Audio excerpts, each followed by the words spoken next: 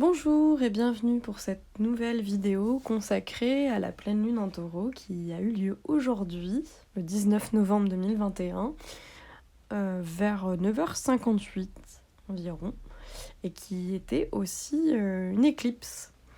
Donc on va voir avec le tarot quels sont les messages, comme à notre habitude.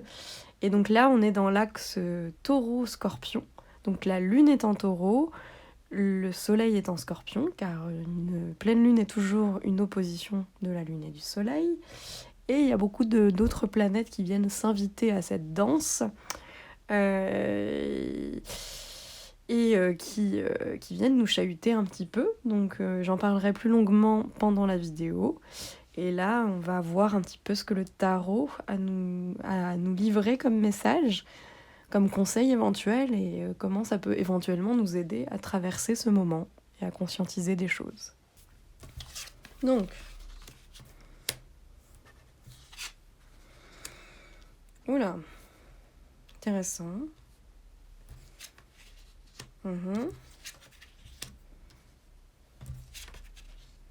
Ok. Donc, je reprends. Donc, la papesse au centre. On a le jugement côté intérieur, le mât côté extérieur. On a le pape et l'impératrice dans les cartes conductrices, qui sont un peu des cartes conseils ou qui nous amènent à notre direction. Et au bout, on a la justice. Donc c'est intéressant parce que justement la papesse, donc ce que je fais souvent en fait quand je fais une vidéo pour la pleine lune, je vais regarder la précédente, c'est-à-dire le tirage que j'ai fait lors de la nouvelle lune auquel répond cette pleine lune. Parce qu'une nouvelle lune, elle lance un cycle qui va durer 6 mois. Et donc ici, on est dans une pleine lune en taureau. Et la nouvelle lune en taureau était 6 mois, 6 mois avant. Donc là, c'était le 11 mai, je crois. 11 mai dernier. Et donc souvent, je vais regarder le tirage que j'avais fait à ce moment-là parce que ces lunes-là sont en réponse. La pleine lune en taureau va répondre à la nouvelle lune en taureau. Celle où on va planter la graine, celle où on plante des intentions, on commence de nouvelles choses. Et il y a quelque chose qui répond à ce moment-là, 6 mois après, normalement. Donc c'est intéressant toujours un peu de noter dans quel état on était à ce moment-là. Et donc moi, je vais revoir mes tirages. Et donc je vous invite à aller voir ces tirages qui sont dans mes vidéos, aussi bien sur Instagram que sur YouTube. Et là, ce qui est intéressant, c'est que souvent, c'est le cas quand je fais un tirage, la carte de la papesse, là, est en bas, donc sur la ligne du présent. Et il se trouve que dans mon tirage du 11 mai, la papesse était tout en haut. Donc on voit bien qu'il y a une sorte de réponse et de déplacement, c'est-à-dire qu'il y a une direction qui est donnée lors de la nouvelle lune, et là, elle pointait vers la papesse. Et ce qui est intéressant aussi, c'est que j'avais retiré une carte par-dessus, et il y avait le mât. Donc on est déjà dans cette direction qu'empruntait cette nouvelle lune et qui se retrouve maintenant sur notre ligne du présent. Donc là, dans ce qu'on est en train de traverser. Voilà. C'est un petit détail que je rajoute parce que voilà.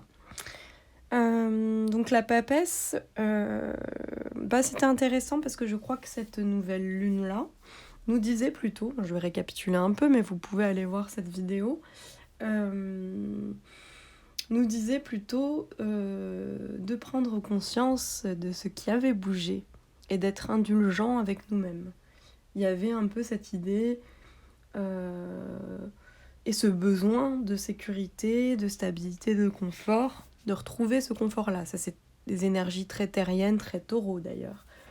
Il y avait l'idée, oui, d'être un peu dans le plaisir des choses. C'était une lune assez douce et qui nous invitait à être indulgents avec nous-mêmes et qui nous poussait à prendre conscience de notre valeur et de notre manière de nous valoriser et de savoir que voilà, les choses étaient en train de bouger. Peut-être qu'à ce moment-là, il y avait quelque chose d'un peu stagnant, mais qui bougeait quand même. En fait, on était encore dans ce mouvement-là, mais il y avait une certaine lenteur. Et que il fallait prendre conscience déjà de nos avancées. Et au bout, donc, il y avait la papesse avec le mât. Et donc, c'était plutôt quelque chose qui nous amenait justement à avoir des prises de conscience et quelque chose qui nous pousse au mouvement. C'était pas quelque chose de statique. La papesse, elle a quelque chose souvent de statique, mais là, accompagné du mât, il y avait quand même l'idée de quelque chose qui se renouvelle, quoi, qui vient...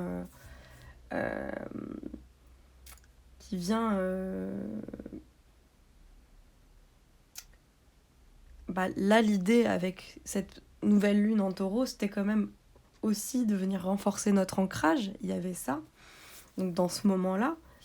Mais pour nous donner plus de confiance, pour marcher pas à pas, en fait, le mât, il y avait vraiment cette idée d'aller vers l'inattendu, de pas se soucier de l'avenir et de faire confiance, en fait. Mais justement, pour faire face aux changements à venir. Donc là, il y a ces idées de changement et peut-être que le changement, il est maintenant en train de se faire. Il y avait quelque chose de beaucoup plus tranquille dans cette nouvelle lune, mais qui nous poussait vers cet inattendu-là. Et là, c'est vrai que les énergies actuelles, elles sont vraiment beaucoup dans cet inattendu-là. Et peut-être qu'on est fatigué parce qu'il y en a beaucoup, en fait. C'était très électrique ces derniers temps, et ça l'est toujours. Et là, il y a vraiment une grosse opposition entre le Scorpion et le Taureau, mais qui est déjà très forte lors d'une pleine lune habituelle, puisque c'est une opposition de la Lune et du Soleil. Mais là, il y a beaucoup de planètes qui s'opposent dans ce même axe. Donc ça renforce en fait encore plus ces énergies-là.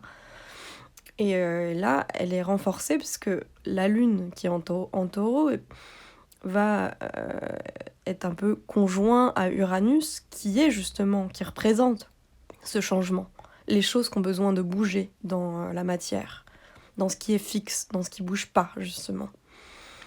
Donc ça vient nous chahuter, mais depuis longtemps, mais là, c'est très accentué dans cette pleine lune-là. Et en Scorpion, de l'autre côté, on a donc le Soleil, puisque une pleine lune est toujours une opposition de la Lune et du Soleil, mais on a aussi Mercure, donc le mental, la communication, et Mars, l'action.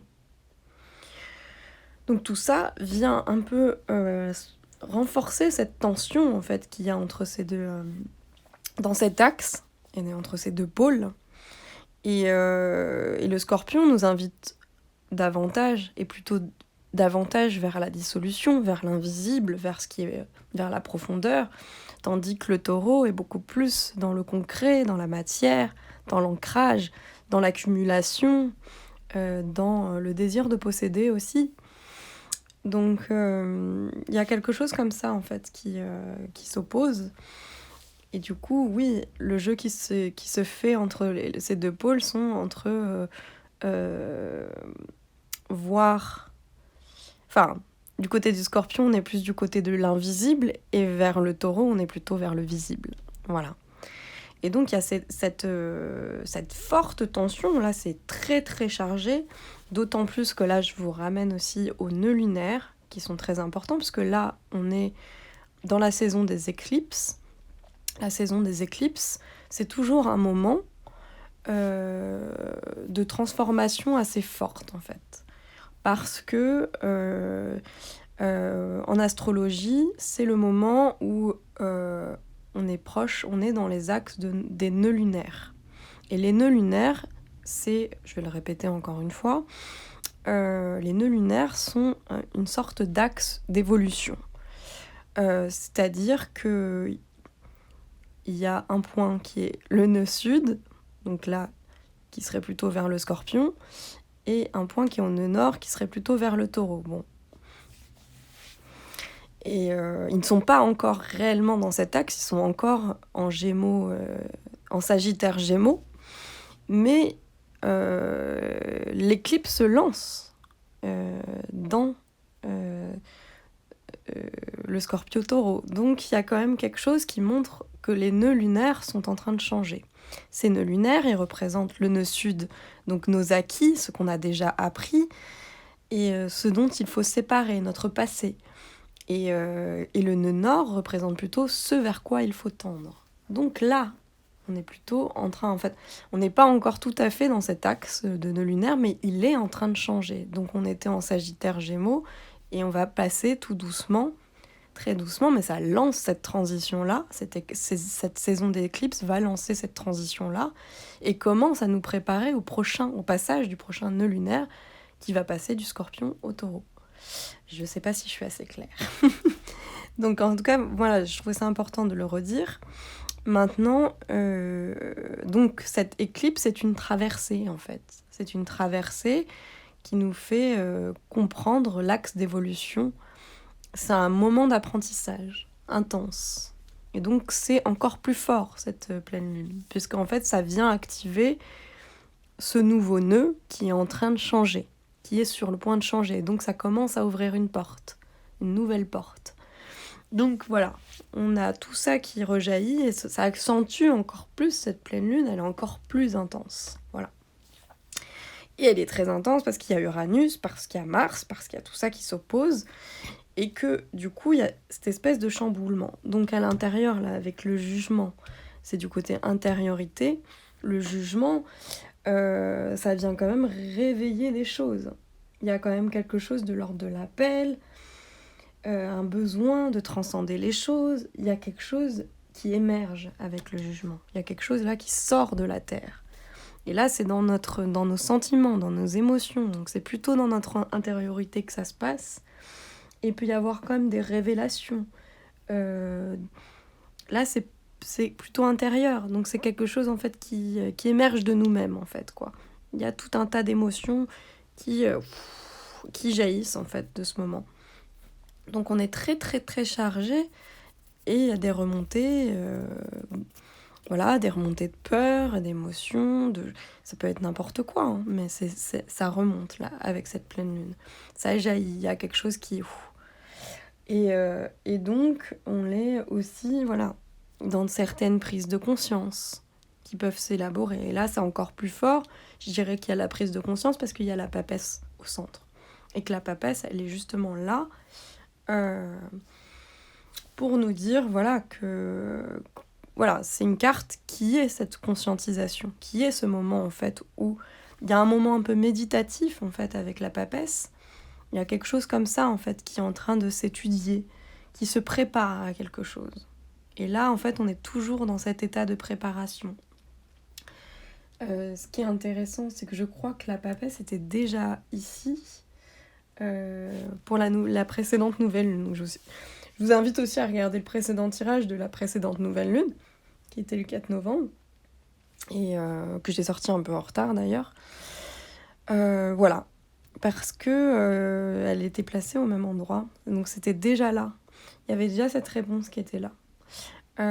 Et elle était placée en haut lors du tirage de la nouvelle lune en taureau du 11 mai. Donc il y a vraiment quelque chose qui s'est déplacé là. Et là, ça c'est déjà dans le présent. Donc on va déjà vers la nouveauté. Et on le sait en fait.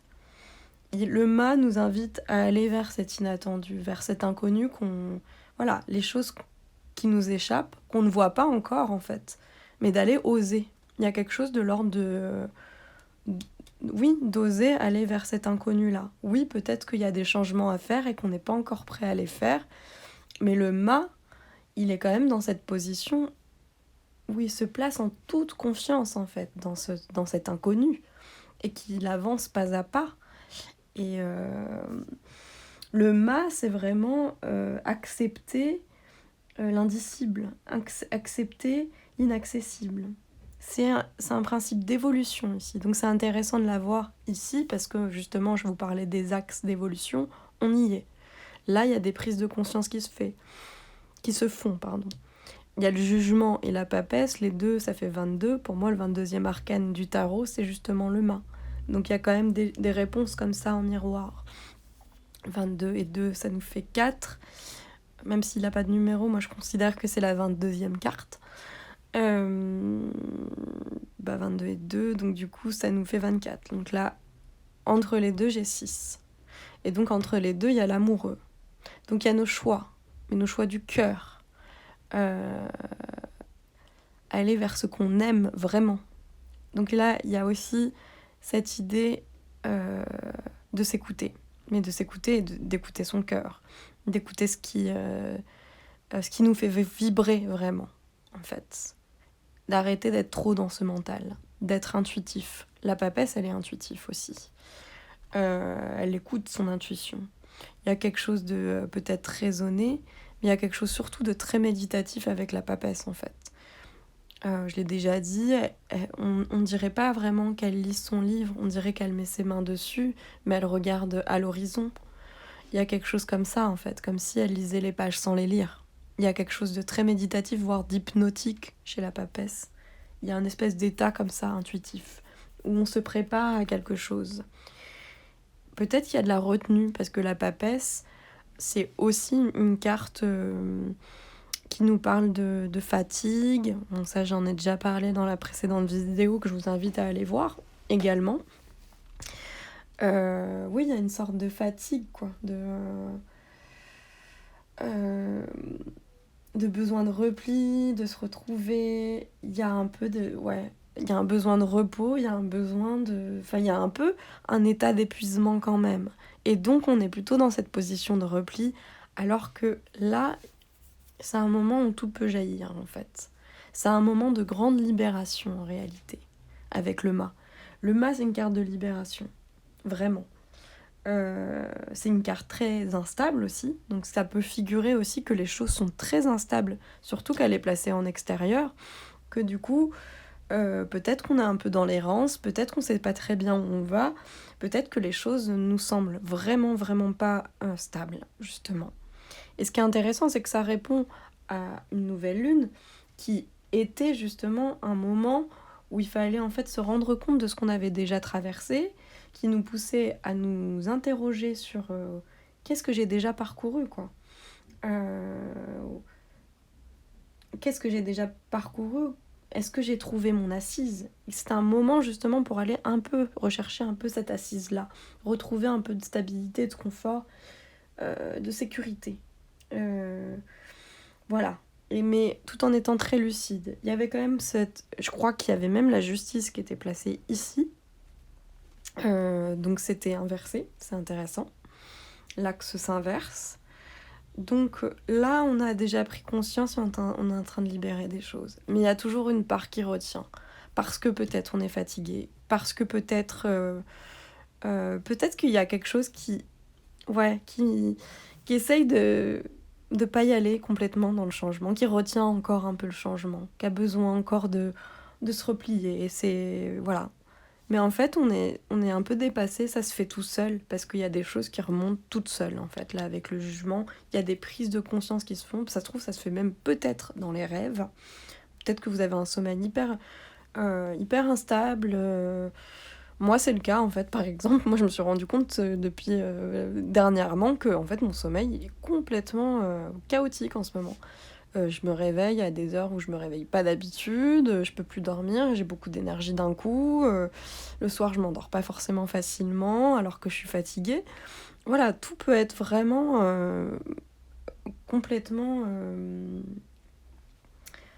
instable, quoi. Parce que en fait, il y a des choses qui sont en train de bouger à l'intérieur et il y a beaucoup d'énergie qui circule et qu'on ne sait pas toujours comment gérer cette énergie-là, et qu'il y a quelque chose en fait qui nous déborde quelque part. Là, ça déborde. Le jugement, il déborde. Le mal, il déborde en fait. Et nous, on a besoin aussi de reprendre cette énergie à l'intérieur. Et c'était déjà le cas en fait lors de la nouvelle lune précédente, où il était question d'y croire encore, même si on voyait pas. Et là, quand même, le nouvel axe des nœuds dont je vous ai parlé, il est vachement dans ce rapport.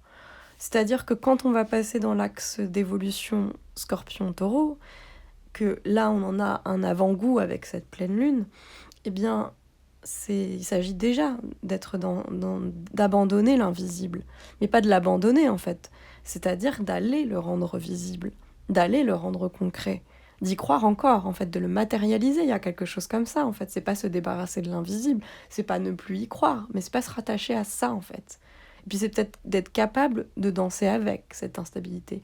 Peut-être qu'on s'est construit des sécurités, mais qui sont de fausses sécurités.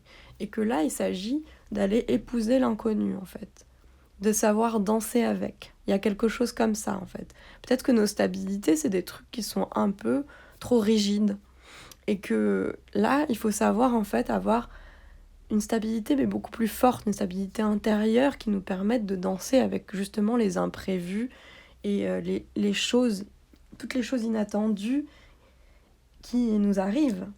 Et là, il y a une espèce d'ouverture à avoir, en fait. D'ouverture et d'avoir un esprit de découverte.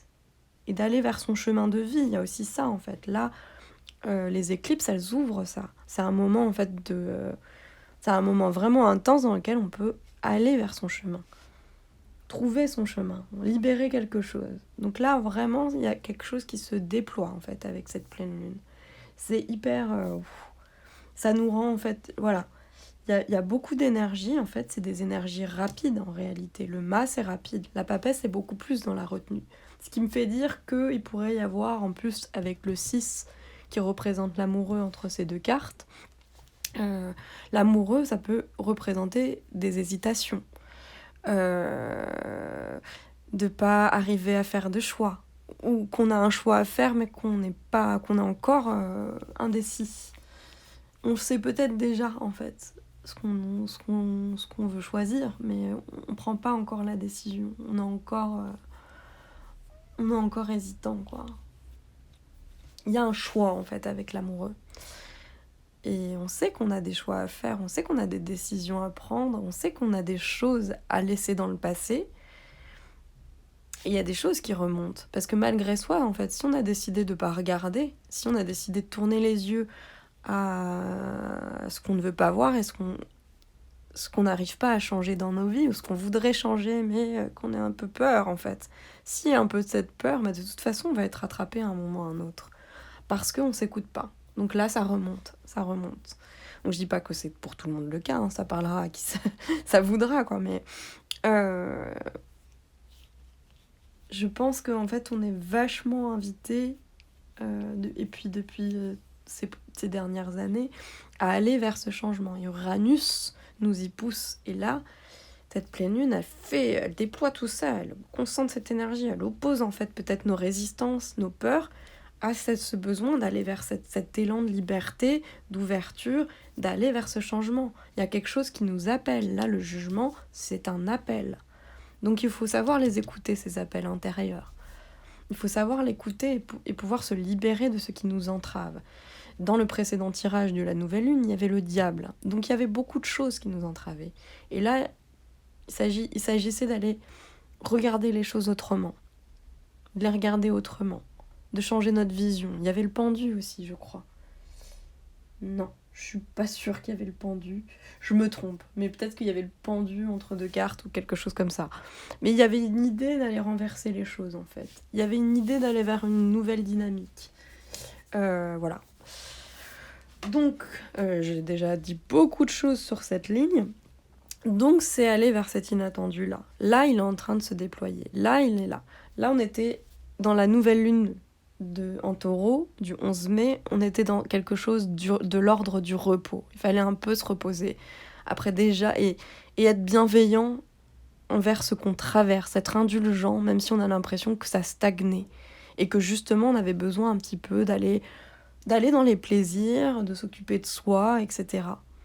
Et d'être indulgent parce qu'on a déjà traversé des choses. On a déjà, même si on a l'impression que ça n'a pas avancé beaucoup, qu'on a été beaucoup bloqué, là il s'agissait de voir qu'est-ce qu'on a traversé, où on en est, quelle est notre valeur là-dedans, etc. Et de trouver son estime, quoi.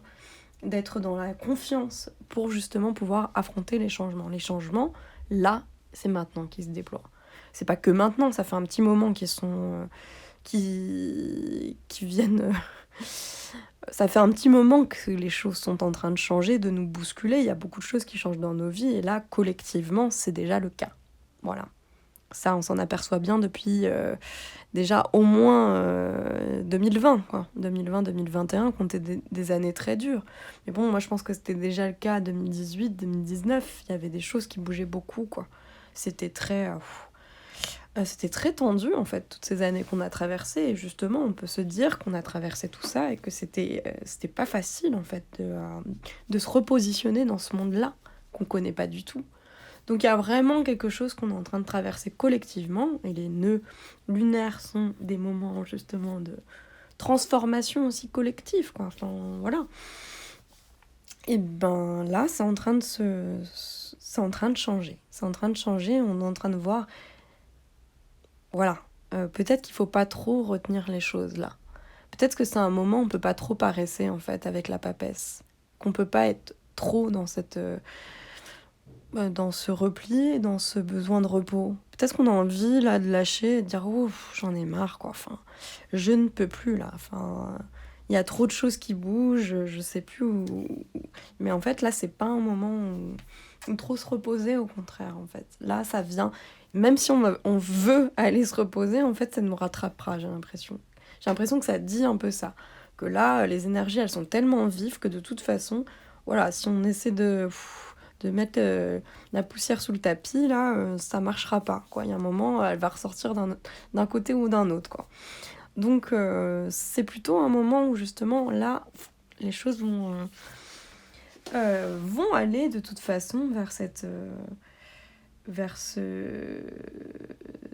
des choses soudaines qui peuvent arriver, parce que c'est aussi de la soudaineté, là, c'est la vitesse, le mât. Il y a quand même ça, en fait, dans l'idée. Il peut y avoir des synchronicités, des moments de choses qui s'alignent aussi dans nos vies. C'est ça aussi. C'est pas forcément toujours des choses mauvaises qui nous arrivent. Mais là, il y a beaucoup d'énergie. On peut se sentir très fatigué, mais on peut aussi sentir d'un seul coup un regain d'enthousiasme. J'ai l'impression qu'il y a un peu une balance comme ça, en fait. Qu'il y a un truc un peu où on peut passer dans un état d'allégresse à un moment de déprime intense, de tristesse. Ça fait ressortir beaucoup d'émotions en fait. Donc là, ensuite sur la ligne qui suit, on a le pape et l'impératrice. Donc c'est un grand moment quand même d'apprentissage avec le pape. Parce qu'il y a vraiment cette idée-là d'apprentissage. Il y a vraiment l'idée d'évolution aussi.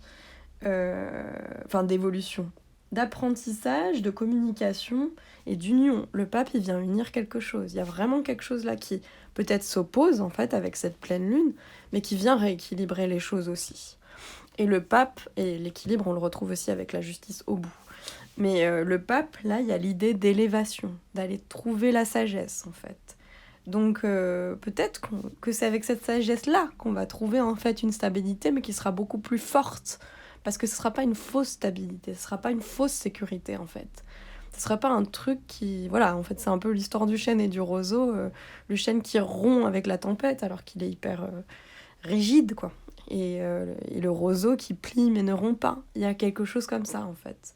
Et peut-être qu'on doit aller construire une sécurité beaucoup plus forte mais qui soit capable d'épouser en fait le changement, d'épouser le mouvement, qui soit capable de se réadapter en fait, pas une fausse sécurité. Donc là, il y a quelque chose qui nous pousse à nous élever, à comprendre tout ça, à aller comprendre en fait ce qui nous échappe justement, ce qui est de l'ordre encore du flou, de l'invisible. Mais je pense qu'on a vu là, en fait les choses elles sont conscientisées avec la papesse, et le pape aussi. Mais du coup, c'est un moment où il faut aller... fallait réunir tout ça en fait, réunir tous ces parts en nous, notre besoin de concret, nos parts inconscientes, enfin le visible et l'invisible ils doivent faire corps quoi. Donc ici on a 5, on a l'impératrice de l'autre côté, donc il y a vraiment cette idée de créativité aussi. Il y a vraiment un grand moment de créativité ici et de fécondité. L'impératrice, c'est fécond. Donc il y a quelque chose vraiment qui là, en fait, jaillit et qui nous pousse à aller chercher notre créativité, d'écouter nos désirs. Parce que l'impératrice, c'est aussi le désir, c'est aussi une forme de pouvoir, en fait. Elle retrouve sa puissance, il y a quelque chose de créateur. L'idée, elle est là L'idée, elle est déjà là avec la papesse, mais l'idée, elle germe déjà avec l'impératrice. Elle est déjà sur le point de se réaliser. Il y a une forme de réalisation avec l'impératrice. Il y a de l'enthousiasme aussi, il y a quelque chose comme ça. Là, il y a vraiment quelque chose qui peut... En plus, c'est intéressant, j'avais pas vu. 5 et 3, ça nous fait 8. Comme vous voyez, 8, c'est la justice. Donc les deux ensemble, là, ça nous fait la justice qu'on a au bout. Et la justice, c'est justement y voir plus clair. C'est justement y voir plus clair. La justice, c'est une forme de patience aussi. Et c'est... bah oui, il y a l'idée d'aller chercher son équilibre, d'équilibrer les forces. Je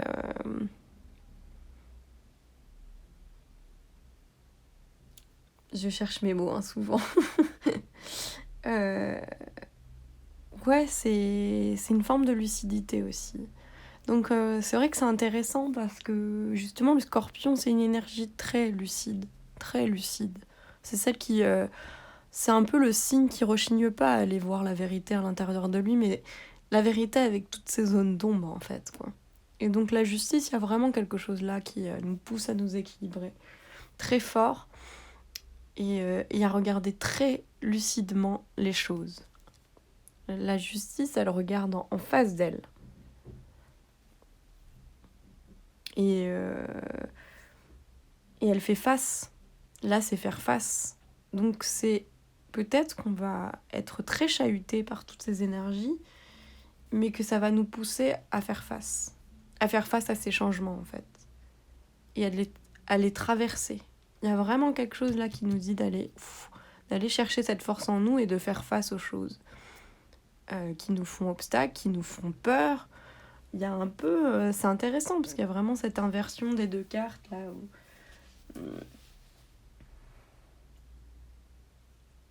Je crois que je me trompe, en fait. Je sais plus où il y avait la justice. Ah si, c'était dans le tirage du 11 mai. Là, je regarde mes notes parce que... j'ai pris quelques notes sur les anciennes vidéos parce que je me souviens plus de tout. Mais oui, la papesse et la justice étaient inversées dans le tirage du 11 mai. Donc c'était l'inverse qui se faisait. Et là, ça nous amène à trancher peut-être sur des choses du passé aussi, parce que la justice, elle a une épée, elle tranche, elle est capable de décider. Là, l'indécision qu'il y a peut-être encore ici, elle est plus là. Il y a une indécision, mais en fait là, non, les choses se sont équilibrées en fait. On balance les choses on pèse le pour le contre pour pouvoir décider et trancher et savoir ce qui est juste. Et là, on le fait en conscience, en ayant appris des choses. Là, il y a un vrai apprentissage qui se fait et une vraie... comment dire ? Il y a un vrai élan aussi avec l'impératrice. C'est ça. C'est la créativité, mais c'est la foi dans l'action aussi. Donc et c'est l'éclosion surtout. C'est l'éclosion, l'impératrice. Il y a vraiment quelque chose qui se déploie et qui nous redonne de l'élan. Il y a beaucoup d'élan ici avec l'impératrice et donc peut-être qu'on va se sentir chahuté, mais on va se retrouver transformé en fait. Il y a vraiment une autre transformation et peut-être qu'on va un peu accepter le changement et qu'en acceptant le changement, mais c'est pas en acceptant le changement, c'est peut-être les conseils qui nous sont donnés pour y arriver, faire face à ça. Et plutôt que d'aller vers ce repli-là. Là, les énergies, elles sont inversées. Ce que je comprends, c'est que pendant la nouvelle lune, on nous invitait plutôt justement à aller vers ce repli, se reposer un peu, souffler. Là, peut-être que justement, il y a beaucoup de choses qui se passent encore, qu'on est très chahuté par l'extérieur, les inattendus, les problèmes qui nous tombent dessus, etc., les émotions qui remontent, et qu'on n'en peut plus. Franchement, on voudrait des fois tout lâcher, et se reposer, et se replier dans sa couette. Et bah là, c'est plus vraiment ce moment-là. Pendant la nouvelle lune, il y avait un peu cette idée de repos, de aller chercher un peu ses forces, ses stabilités. C'était une nouvelle lune beaucoup plus douce. Là, il y a beaucoup d'énergie, beaucoup plus forte en fait, quoi. et on n'est plus dans ce repos-là. On peut pas, en fait, là. C'est pas un moment où on se repose. Ou peut-être que si, mais peut-être que c'est comme ça qu'on va chercher l'énergie, je sais pas. Mais en fait, de toute façon, ça va venir à nous, quoi. Là, il y a beaucoup de choses qui nous traversent. Moi, je le sens, en fait, bizarrement, en fait, j'étais très, très... je parlais de moi un peu, mais moi, c'était pendant la Mercure rétrograde que c'était très électrique, mais même à l'intérieur de moi. Là, je sens toujours cette électricité à l'extérieur, sauf que je le prends 1000 fois plus légèrement. Je ne sais pas pourquoi. Là, c'est en train de changer, ça, de mon côté. Je sens toujours cette électricité dans l'air. Je vois qu'il y a beaucoup de... Oui, il y a du chaos, hein. Il y a des énergies violentes à l'extérieur. Je vois des gens se hurler dessus. Je vois des énergies électriques, en fait. Sauf que j'arrive à le prendre avec beaucoup plus de légèreté, en fait. Que ça m'atteigne pas complètement. Bon, voilà, je parle de moi, mais... Je ne sais pas, en fait. Je pense que ça peut se déployer de différentes manières. En fait, ça peut se manifester, pas se déployer, mais se manifester, en fait, de différentes manières pour chacun. Mais je pense que oui, on peut se sentir vraiment à bout pendant cette pleine lune, surtout quand qu'on fait partie des signes fixes qui sont le plus visés, c'est-à-dire le scorpion, le taureau, le verseau, et le lion éventuellement, mais différemment. Il y échappe un peu plus, en fait. Mais voilà. En fait, il y a quand même quelque chose où il faut, à un moment donné, se décider. Il y a un moment où, en fait, les changements, ils vont nous rattraper. Si on s'efforce on sait, en fait, déjà ce qu'il faut faire, peut-être. Qu'est-ce qu'il faut changer dans nos vies, qu'est-ce qu'on a envie de changer dans nos vies. Mais il y a peut-être encore des choses auxquelles on résiste. Et qu'on a envie de lâcher sur certains points. On a envie de lâcher. Et que là, c'est pas en fait le moment de lâcher, c'est le moment de l'action en fait, c'est le moment d'éclaircir les choses, de trancher, de décider et de se laisser porter aussi par cet inattendu, de l'épouser et de se libérer en fait. Donc là oui, on va y arriver en fait avec déjà ce qu'on a appris en fait sur notre parcours. En plus le pape il est placé à l'extérieur, donc nos atouts c'est ce qu'on a déjà appris et traversé. On a déjà un bagage en fait, on a déjà appris des choses. Mais là, ça nous pousse encore plus à aller chercher cette sagesse-là. Il y a quand même la sagesse avec le pape. Et il y a l'idée, voilà, il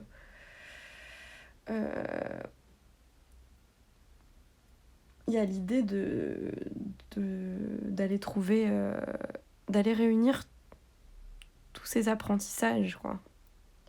Le pape, c'est aussi, ouais, la réunion, c'est l'union. Donc, c'est... la réunion matière-esprit aussi. Et c'est un peu ce qui se joue dans l'axe Scorpion-Taureau. Donc il y a ça, en fait, d'aller réunir les parts en nous, de les équilibrer, de retrouver cet équilibre avec la justice, de retrouver de l'élan. Et voilà.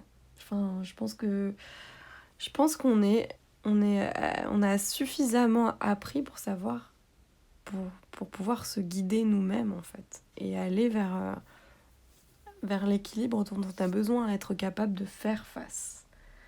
La justice, qu'est-ce que je pourrais dire d'autre ?